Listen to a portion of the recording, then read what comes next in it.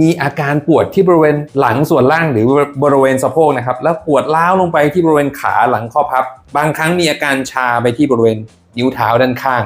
แล้วเผลอนะมีตัวเอียงนะครับเอียงหาข้างที่ปวดหรือเอียงหนีข้างที่ปวดใครมีอาการแบบนี้อยู่เราเรียกว่าโรคหมอนรองกระดูกทับเส้นประสาทนะครับเราจะทำยังไงเราจะต้องทำให้ตัวกลับมาตรงให้ได้แล้วก็เอาข้างที่เป็นมันยื่นอ่ะแค่นั้นเองเดินเข้าไปที่ผนังนี้เลื่อนขาข้างที่เรามาชิดขากันขามาชิดกันนี้แล้วก็มือครับจับตรงนี้แล้วก็ดันเข้าไปเบาๆมันเป็นยังไงถ้ามันดีขึ้นเลยมันเบามาเลยเนี่ยอันนี้เป็นไฟเขียวนะเยี่ยมเลยแต่ว่าถ้ามันเหมือนเดิมอันนี้ไฟเหลืองเรายังทำต่อได้ไฟเขียวก็ทำต่อได้แต่ถ้ามันเคยมีปัญหามีอาการปวดที่บริเวณหลังส่วนล่างหรือบริเวณสะโพกนะครับแล้วปวดล้าวลงไปที่บริเวณขาหลังข้อพับบางครั้งมีอาการชาไปที่บริเวณนิ้วเท้าด้านข้างแล้วเผลอนะมีตัวเอียงนะครับเอียงหาข้างที่ปวดหรือเอียงหนีข้างที่ปวดใครมีอาการแบบนี้อยู่เราเรียกว่าโรคหมอนรองกระดูกทับเส้นประสาทนะครับใครที่มีอาการนี้เดี๋ยววันนี้ผมมาสอนวิธีการจัดการแบบง่ายๆด้วยตัวเองกันครับก่อนจะเข้าไปชมคลิปอย่าลืมกดหัวใจกดติดตามให้ช่องของพวกเราด้วยนะครับถ้าพร้อมแล้วไปชมกันเลยครับอาการที่พูดถึงผมพูดถึงว่าหมอนรองกระดูกทับเส้นประสาทนะครับเพราะว่าอะไรเพราะว่าอาการหมอนรองกระดูกทับเส้นเนี่ยมันจะทำให้มีอาการปวดร้าวเพราะว่าตัวหมอนรองกระดูกมันจะทับเส้นประสาทแล้วปวดร้าวลงไปซึ่งถ้ามันปวดมากๆเนี่ยหรือมันมีปัญหามากๆเนี่ยมันจะมีการเอียงตัวครับมีการเอียงตัวแบบนี้อาจจะเอียงข้างที่มีอาการปวดเลยหรือเอียงหนีข้างที่มีอาการปวดพอเราจับตัวตรงปุ๊บมีอาการปวดมากขึ้นเลยบางครั้งทำให้กระดูกสันหลังคดได้ด้วยนะเพราะว่าตัวมันเอียงแบบนี้พอไปเอ็กซเรย์ปุ๊บหมอบอกมีกระดูกสันหลังคดนะซึ่งจริงมันไม่ใช่โรคกระดูกสันหลังคดนะครับมันเป็นลักษณะการหลบของหลังเราเฉยๆดังนั้นเรามาดูวิธีการเช็คว่าเราเป็นหมอนรองกระดูกทับเส้นไหมแบบง่ายๆเอาก่อนเนาะวิธีการผมให้แบบง่ายๆ2อันแรกให้จำให้ลอง อย่างนี้แรงๆนะครับเบ่งพุงขมิบก้น อย่างนี้ถ้าเราจำแล้วมันมีอาการแปรบลงมาเนี่ยให้สงสัยว่าใช่แน่เลยน่าจะมีปัญหานะครับอันนี้อันที่1เนาะอันที่2ครับเราลองทำท่านี้ครับให้จากสมมุติคนที่ตัวเอียงนะให้เราทำตัวตรงถ้าเราทำตัวตรงแล้วมีอาการปวดร้าวลงไปเลยเนี่ยแสดงว่าใช่เหมือนกันหรือถ้าไม่มีตัวเอียงนะครับให้เราทำไงครับให้เราก้มตัวแบบนี้นะฮะถ้ามีอาการปวดร้าวลงไปขาหรือแอนตัวแบบนี้แล้วมีอาการปวดร้าวไปขาสงสัยว่าน่าจะมีปัญหาเรื่องหมอนรองกระดูกทับเส้นแล้วครับดังนั้นใครที่มีอาการนี้มาทำตามนี้เนาะเดี๋ยวมาดูนะผมจะสอนวิธีอย่างแรกก่อนนี่จะเป็นแบบคนทั่วๆไปยังไม่มีตัวเอียงเนาะเริ่มต้นจากให้เรานอนราบนะครับแบบนี้เลยนอนราบให้ได้ถ้าใครนอนราบไม่ได้เอาหมอนรองใต้ท้องไว้ก่อนนะฮะแค่นั้นนะแล้วเราก็จะเริ่มจากพับขาเข้าแบบนี้พับขาเข้าเบาๆ10 ครั้งก่อนนะเราจะพับขา10 ครั้งเพราะเรายังไม่ใช้แขน10 ครั้งสมมุติผมทำครบ10แล้วก็รีเช็คเนาะว่าอาการปวดร้าวลงขามันดีขึ้นไหมถ้าอาการปวดร้าวลงขาดีขึ้นเราไปต่อเลยเราไปต่อให้มันยากขึ้นดันให้หมอนรองกระดูกมันเข้าเต็มที่ดันแขนขึ้นประมาณนี้ถ้าใครที่รู้สึกว่ามันเจ็บไม่ไหวมันจะรู้สึกปวดร้าวลงขาแล้วก็ไม่ต้องขึ้นสุดนะครับก็ทำประมาณนี้10 ครั้งเป็น1 เซตเนาะแค่นั้นเอง3แค่นี้นะ4ถ้าใครขึ้นได้สุดทำไปเรื่อยๆรู้สึกว่าเอ๊ะมันเริ่มเบาขึ้นนะมันดีขึ้นแล้วก็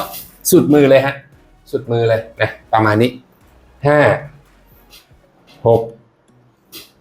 7 9และ10โอเคแล้วรีเช็คครับนอนพักสักครู่นะประมาณสัก10 วินาทีแป๊บนึงตอนทำมันเจ็บ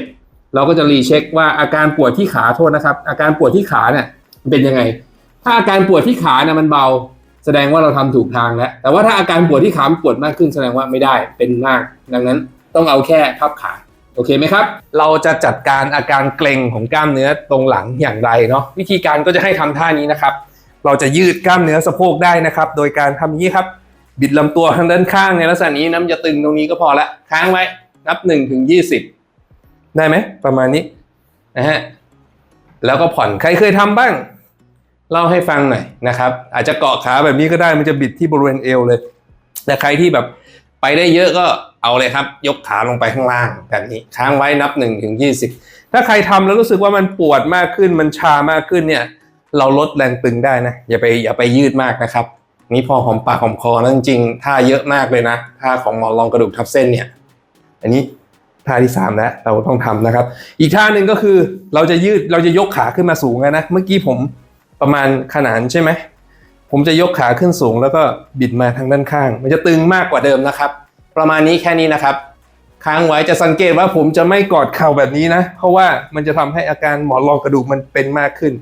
ในช่วงแรกๆประมาณสักเดือนแรกๆเราเลี่ยงการก้มนะครับแล้วก็อย่าออกกำลังกายท่าที่เป็นท่า flexion หรือท่ากอดเข่าแบบนี้มันจะทำให้ตัวหมอนรองกระดูกมันปริ้นมากขึ้นนะดังนั้นต้องดูแลเขาดีๆหน่อยแค่นี้เองนะครับค้างไว้นับ1 ถึง 20 3 ถึง 5 รอบแล้วก็ผ่อนแล้วคุณควรจะต้องทำอย่างน้อย3 วัน3 ครั้งต่อวัน3 ครั้งต่อวันสำหรับคนที่อาการเริ่มดีแล้วนะแต่ถ้าใครที่อาการยังไม่ดีมากเนี่ยแนะนำให้ทำบ่อยๆเลยทุกชั่วโมงได้ยิ่งดีอย่างน้อยๆก็เป็นท่านอนคว่ำนะครับทีนี้มันจะมีกรณีหนึ่งที่บอกกระดูกสันหลังคดแล้วตัวเอียงใช่ไหมตัวเอียงแบบนี้ครับแล้วเราจะจัดการกับอาการนี้ยังไงผมแจ้งไว้เลยว่าเราจะต้องหากำแพงครับแล้วเราก็จะไปหากำแพงในด้านที่สมมุตินะให้สังเกตให้เป็นนะ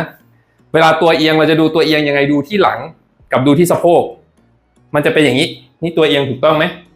เอียงแสดงว่าไหล่ข้างขวามันยื่นออกไปใช่ไหมครับเราจะทำยังไงเราจะต้องทำให้ตัวกลับมาตรงให้ได้แล้วก็เอาข้างที่เป็นมันยื่นแค่นั้นเองเดินเข้าไปที่ผนังนะฮะสมมติว่าผมตัวเอียงอย่างนี้นะผมเดินเข้าไปอย่างนี้นะครับแล้วก็ไปชิดผนังเลยนะตัวจะเป็นอย่างนี้ใช่ไหมแล้วขาอย่างนี้เลื่อนขาข้างที่เรามีอาการปวดหรือไม่มีก็ตามนะมาชิดขากันขามาชิดกันนี้แล้วก็มือครับจับตรงนี้แล้วก็ดันเข้าไปเบาๆมันจะมีอาการปวดแป๊บลงมานะเราทำแค่รู้สึกตึงๆก็พออย่าทำแรงแล้วก็ทำ10 รอบแบบนี้แค่นี้ครับแค่นี้ฮะทำเสร็จอย่าลืมทำเสร็จทำไงเอากางขาออกพักแล้วเช็คอาการก่อนนะ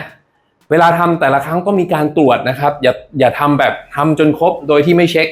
ก่อนทำเช็คหลังทำเช็คเนาะก่อนทำมีอาการปวดตรงนี้ไหมตรงขาไหมตรงน่องไหมตรงต้นขาไหมสะโพกไหมทำเสร็จแล้วอาการปวดที่ว่าเมื่อกี้นี่มันเป็นยังไงถ้ามันดีขึ้นเลยมันเบามาเลยเนี่ยอันนี้เป็นไฟเขียวนะเยี่ยมเลยแต่ว่าถ้ามันเหมือนเดิมอันนี้ไฟเหลืองเรายังทำต่อได้ไฟเขียวก็ทำต่อได้แต่ถ้ามันปวดฝ่าเท้าเลยหรือชามากขึ้นเลยหยุดทำโอเคนะประมาณนี้เอาใหม่ไหลไปด้านไหนเอาไหลไปชนนะครับไหลไปชนเสร็จเอาขามาชิดแล้วก็วางเนี่ยที่ถามกันเยอะเลยว่ากระดูกสันหลังคดหมอนรองกระดูกทับเส้นทำยังไงอย่างนี้แหละครับเวลาสอนคนไข้ผมก็จะทำอย่างนี้นะครับแล้วมันก็กลับมาตรงได้ด้วยนะถ้าเผื่อเราทำเสร็จแต่ว่าพอทำไปสักพักหนึ่งเราไปใช้งานไปนั่งนานๆไปก้มพักแล้วก็เช็ครีเช็ค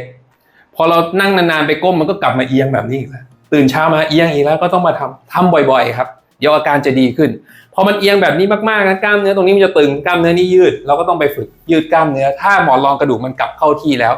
อาการมันจะดีขึ้นมากนะครับแล้วที่เราบอกว่าปวดร้าวลงขาก็จะดีดังนั้น